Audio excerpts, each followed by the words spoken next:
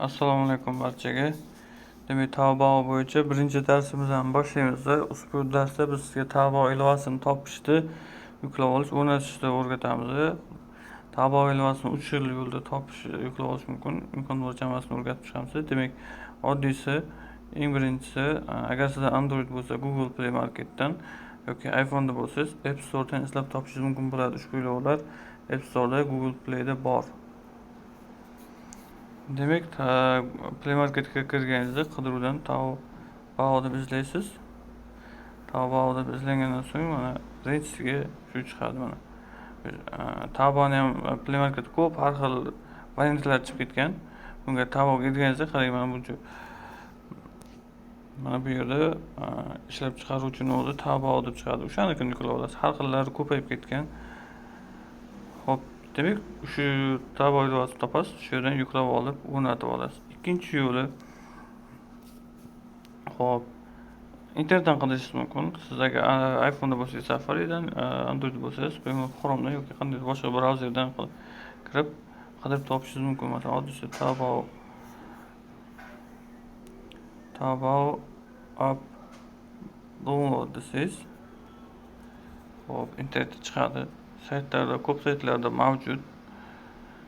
Masalan, birinchi chiqqaniga kirib, bu yerdan yuklab olishingiz mumkin bo'ladi. Bu ikkinchi yo'li. Uchinchi yo'li, Taobaoning rasmiy saytidan kirib topib olsangiz ham bo'ladi. Masalan, hop, taobao.com deb o'sha brauzerga yoki iPhone'da bo'lsa Safari'ga yozasiz.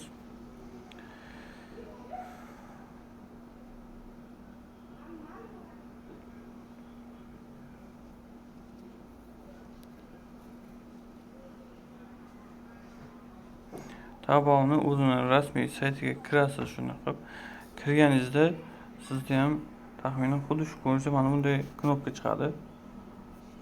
O'shani bossanglar, o'zi mana agar sizda Play Market yoki anavlar bo'lsa, o'zi Play Marketga o'tkazib yuboradi yoki o'sha sahifa yuklab olish imkoniyati bor bo'lgan sahifaga kiritadi. Demak, shu 3 ta yo'l bilan Taobao ilovasini topib olsa bo'ladi. Demak, biz hozir qaysi bizga qulay bo'lsa o'shani topib yuklab olamiz. Hop, yuklab olgandan keyin hozir videoni davom ettiraman. Hop, mana Taobao ilovasini yuklab oldik. Taobao ilovasiga kirganimizda shunaqa bo'ladi. O'rtaga sariq tugma bosamiz